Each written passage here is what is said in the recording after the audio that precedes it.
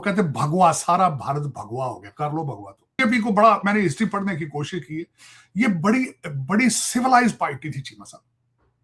वाजपेयी जो थे वो इनसे थे, अडानी साहब थे, बड़े बड़े कदावर लोग बीजेपी के मेंबर थे। बल्कि आज आपको एक अर्ज करना चाहूंगा, बीजेपी वाले टिकट नहीं देते थे अगर किसी का क्रिमिनल रैकेट होता था। This is how the BJP. आज उसको टिकट नहीं दिया जाता जिसके ऊपर 5-6 पर्चे ना हो, जेड़ा गुंडा ना हो। This is a change. और दूसरी एक मेरी बात है, मैं आल ऐलान इस बात कहता हूं, आप भारत के अंदर बसते मुसलमानों से नफरत और पाकिस्तान की नफरत आरएसएस और बीजेपी से ले लें, they will be out of business. They will be out total. इस चीज के ऊपर बिजनेस क्या, चीमा साहब आपने देखा नहीं है कल इन्होंने क्या किया है, मैंने ट्वीट किया था चीमा साहब, इन्होंने लखनऊ के आसपास मेन्यू चेंज करा के उसमें से सारा कुछ निकाल दिया है, जो मुगलिया जो खाने थे चीजें। यहां तक दुश्मनी कि रेस्टोरेंटों के मेन्यू भी तुम तब्दील करा दिए।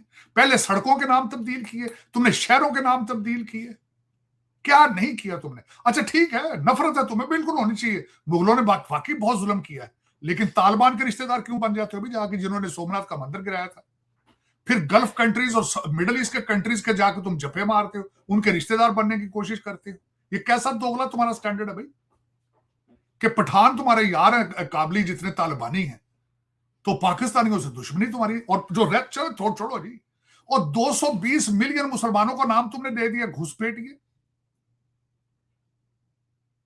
कि यार सारे घुसपैठिए हैं।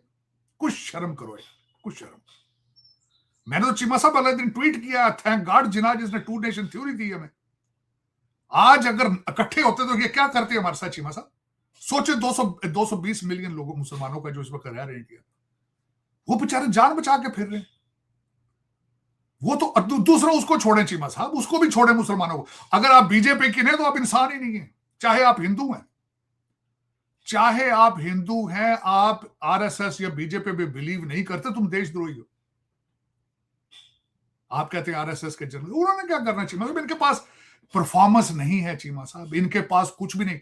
चीमा साहब इनको तरीका आ गया कि कैसे मशीनों में धांधली करनी है, कैसे जजों को डराना है, कैसे चैनल खरीदने हैं, कैसे अडानी अंबानी एटीएम मशीनें बनानी है, और उनका पैसा 100 करोड़ का एक बंदा खरीद रहे हैं चीमा साहब, 100 करोड़। मैंने ट्वीट किया था चीमा साहब, बीजेपी जीत गई है, इंडिया हार गया। इंडिया वाकई हर इलेक्शन हार रहा है। डॉक्टर साहब वो भी तो अवाम ही वोट डालती है ना, अवाम इंडिया कैसे हारा फिर। चीमा साहब इंडिया हारता इस तरह है चीमा साहब, जो इलेक्शन करा रहे हैं, फिर आप 20 करोड़ लोगों के नाम ये इलेक्शन में से निकाल दें, ये घुसपैठिए हैं। फिर आप 100 करोड़ लोगों के एमपीए खरीद रहे हैं, उनको ये हार्स ट्रेडिंग नहीं तो और क्या है चीमा साहब। फिर आप एक और मुझे बताएं, मैं इसका जवाब अभी देने लगा। चीमा साहब लोग, अब मीडिया आप समझते हैं आजाद है वहां पे, आप बीजेपी के खिलाफ आर्टिकल लिख के दिखा दें मुझे, करम थापर की एफआईआर भूल गए आप चीमा साहब। इसको अब डेमोक्रेसी कहेंगे चीमा साहब, कि अपोजिशन ही खत्म कर दी जाए।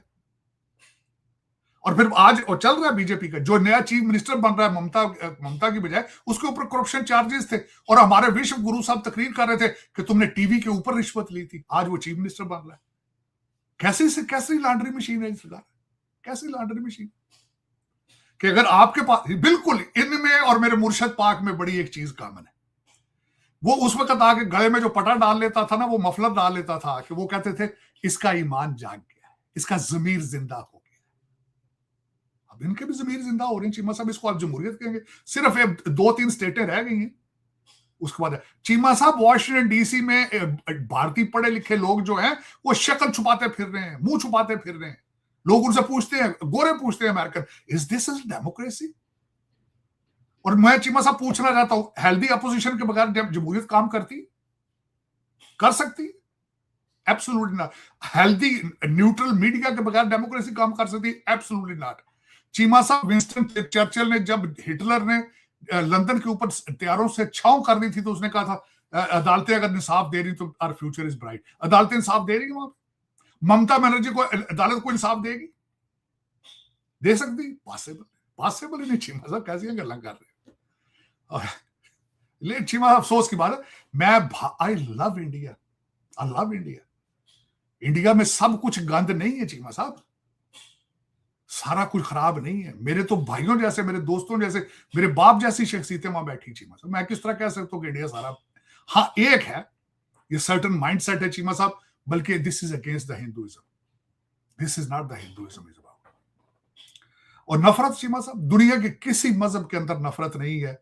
जो भी नफरत फैलाने की कोशिश करता है, चाहे इस्लाम हो, हिंदुइज्म हो, क्रिश्चियनिटी हो, मैं तो उसके खिलाफ हूं जाती तौर पे। और फिर माओ के बच्चों को मार के खुश होना, जिस तरीके से 10 मई को इन्होंने पूरे पाकिस्तान को मारने के लिए तालियां बजाते फिर रहे थे, कपड़े फाड़ फाड़ के इनके चैनलों ने जो किया, मेरी तो जान निकल गई थी चीमा साहब उस दिन देख के। इतनी नफरत, इतनी नफरत।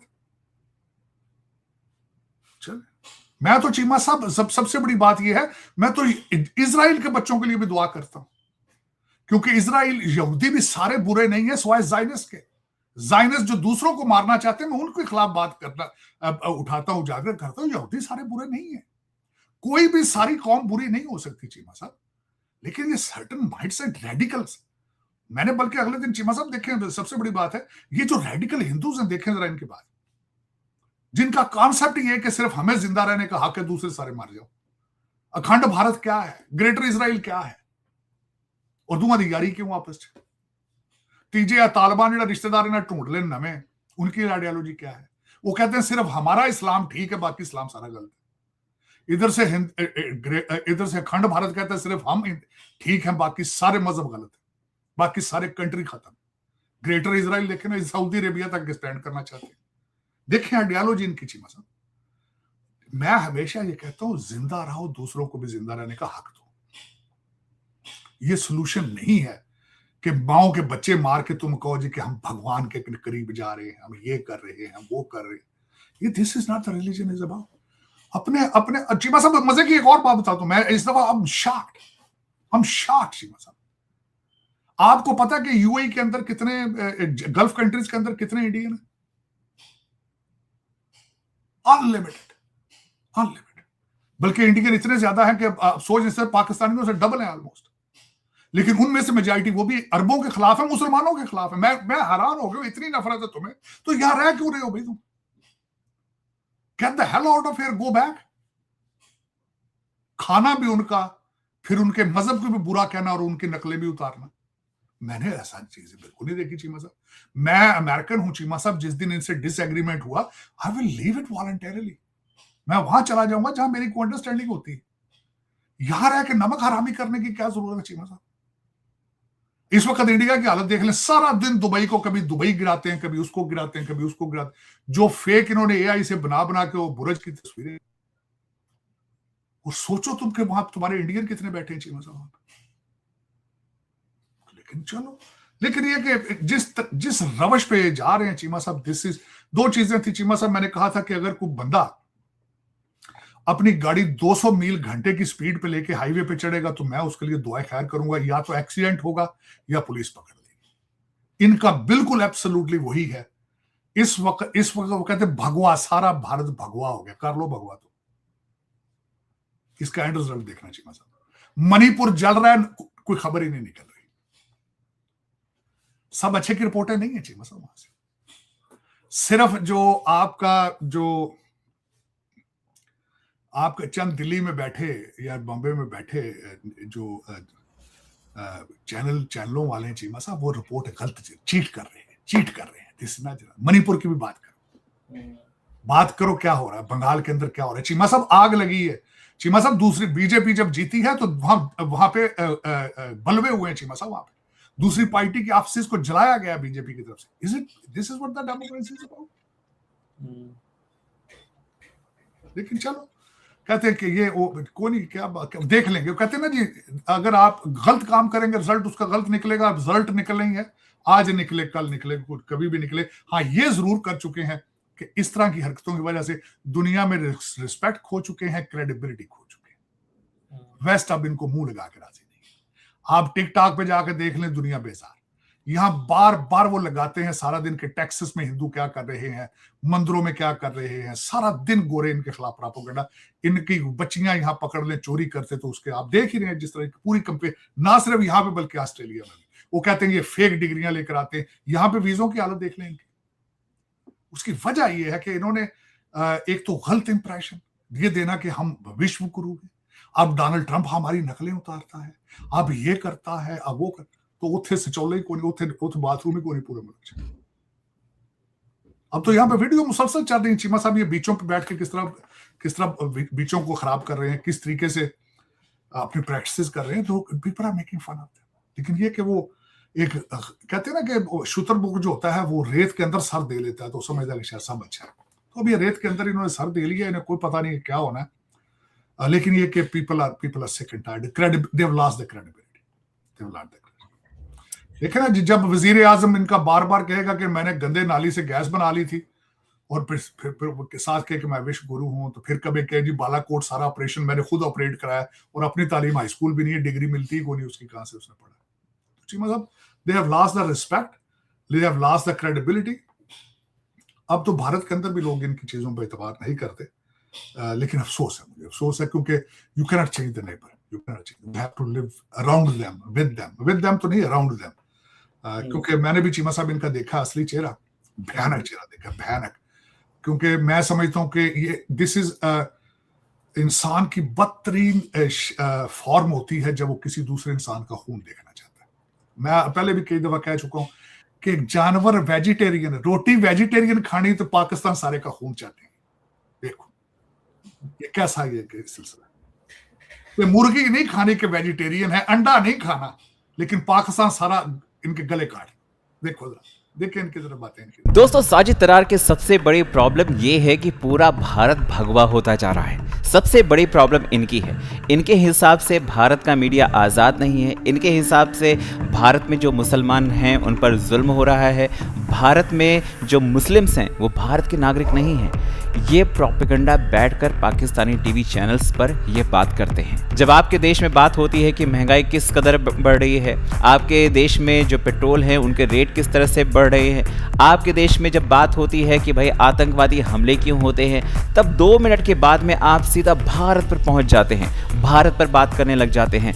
वो प्रोपेगेंडा फैलाते हैं जिसका कोई वजूद नहीं है, जिसका कोई अस्तित्व नहीं है। हमारे देश में चुनाव होते हैं, सरकारें बदलती हैं, और अगर कोई गुनाहगार होता है तो उसके लिए अदालत है। अदालत में उसके खिलाफ कार्रवाई होती है, उसे जो सज़ा मिलती है वो दी जाती है। लेकिन आपके यहाँ तो दोस्त ऐसा नहीं है। साजिद तरार साहब कहते हैं कि बीजेपी सिविलाइज्ड पार्टी कभी हुआ करती थी, आज वो गुंडों की पार्टी है। भाई हमारे यहाँ गुंडों की पार्टी नहीं होती, और अगर कोई गुंडा होता है ना तो उस पर कार्रवाई होती है, मीडिया सवाल पूछता है और उसके बाद में उस पर एक्शन भी होता है। इनके हिसाब से भारत का जो मुसलमान है वो सुरक्षित नहीं है। 25 से 30 करोड़ मुसलमान इस धरती पर रहते हैं, इस देश के नागरिक हैं, और वो अच्छे से रहते हैं, बिजनेस करते हैं, वोट डालते हैं और अच्छे से जीवन यापन कर रहे होते हैं। और दूसरी चीज़ है, हमारे देश की कोई भी सरकार बने, चाहे वो कांग्रेस की बने, चाहे बीजेपी की बने, चाहे किसी भी दल की क्यों ना बने, वो हमेशा माइनॉरिटी का भी ख्याल रखती है, उसके हितों की रक्षा करती है।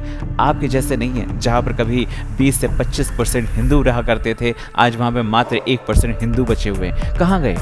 क्या उनका धर्म परिवर्तन हो गया? क्या उनको मार दिया गया? इस पर कभी आपने बात की है? ये जनाब कहते हैं कि इंडिया ने अपनी क्रेडिबिलिटी खो दी है। एवं जो बाहर की जो कंपनियां हैं वो हमारे देश में आकर काम कर रही हैं। हाँ, आपके यहाँ क्या हुआ भाई? कौन सी कंपनी वहाँ पे इन्वेस्टमेंट कर रही है? कोई नहीं। जो थी भी वो भी भाग गई, क्योंकि आपके यहाँ आतंकवादी रहते हैं। कुछ भी होता है, जरा सा धर्म को लेकर इधर उधर हो गया तो उनके ऑफिसेस जला दिए जाते हैं। ये है आपकी क्रेडिबिलिटी। आज ईरान हो गया, अमेरिका हो गया, आप कहते हैं कि डोनाल्ड ट्रंप पाकिस्तान की तारीफ कर रहा है। डोनाल्ड ट्रंप कह रहे हैं कि हमें पाकिस्तान के ऊपर बहुत विश्वास है, लेकिन वहीं पर अमेरिका से ही आवाज़ें आ रही हैं कि हमें पाकिस्तान के ऊपर विश्वास नहीं है, पाकिस्तान दोगला है। एक तरफ ईरान और अमेरिका के बीच में बातचीत करवाता है, वहीं पर ईरान के जो जहाज़ हैं वो वहाँ पर खड़े रहते हैं मिलिट्री बेस पर। ये क्या है? ये दोगलापन नहीं है। आप अपने देश के बारे में बात करिए, भारत के बारे में बात मत करिए। आप कहते हैं बीजेपी पैसों के बल पर चुनाव जीतती है, गजब है। अगर ऐसा होता तो केरला में कैसे जीत गई कांग्रेस? कैसे तमिलनाडु में टीवी की सरकार बन जाती है, वहाँ पर बीजेपी क्यों नहीं बन पाई? हमारे देश में लोकतंत्र है। यहाँ पर आप बंगाल की बात कर रहे हैं कि ममता बनर्जी के साथ खेला कर दिया बीजेपी ने, इन्होंने बंगाल में पैसों के बल पर चुनाव जीता है। आप तस्वीरें देखो दोस्तों, जो वहाँ पर रह रहे हिंदुओं के साथ में जुल्म हुआ है वो खुलकर आज वीडियोस बना रहे हैं, तस्वीरें डाल रहे हैं कि किस तरह से ममता सरकार ने उनके ऊपर जुल्म किया है। आप लोगों को ये सब नहीं दिखेगा क्योंकि आप सबको ना वो प्रोपेगेंडा चलाना है, वो प्रोपेगेंडा चलाना है जो पाकिस्तान को भाता है, पाकिस्तानी मिलिट्री को भाता है। नफरत किसे कहते हैं? आप अपने सेना प्रमुख के शब्दों पर ध्यान दीजिएगा, उससे कहते हैं नफरत। हमारे देश में कभी किसी सेना प्रमुख ने ये चीज़ नहीं कही कि वो पाकिस्तानियों से कितनी नफरत करते हैं। लास्ट टाइम हमारे सेना प्रमुख का आपने बयान भी सुना होगा कि उन्होंने हमले उस टाइम पर किए जब वहाँ पर नमाज ना हो रही, कोई नमाजी ना बैठा हो। भारत को पाकिस्तान से नफरत नहीं है। अगर भारत को पाकिस्तान से नफरत होती तो शायद पाकिस्तान का वजूद आज नहीं होता। भारत को नफरत है पाकिस्तान में पल रहे आतंकवादियों से। शायद आपको यही तकलीफ है कि जो हमने हमला करके आपके आतंकी ठिकानों को ख़त्म कर दिए, जिनको आप बेचते थे उनको ख़त्म कर दिए, जिनसे आप डॉलर कमाते थे उनको ख़त्म कर दिए। ये नफरत है तुम्हारी, इसलिए तुम पगलाए हुए फिर रहे हो। फिरो, कोई दिक्कत नहीं है, तुम आतंकवादी पैदा करते रहो, भारतीय सेना उनको ठोकती रहेगी। आप लोग क्या कहते हैं दोस्तों? कमेंट करके बताएं। चैनल पर नए हैं तो चैनल को सब्सक्राइब करें, इस वीडियो को लाइक करें और शेयर करें। जय हिंद, जय भारत।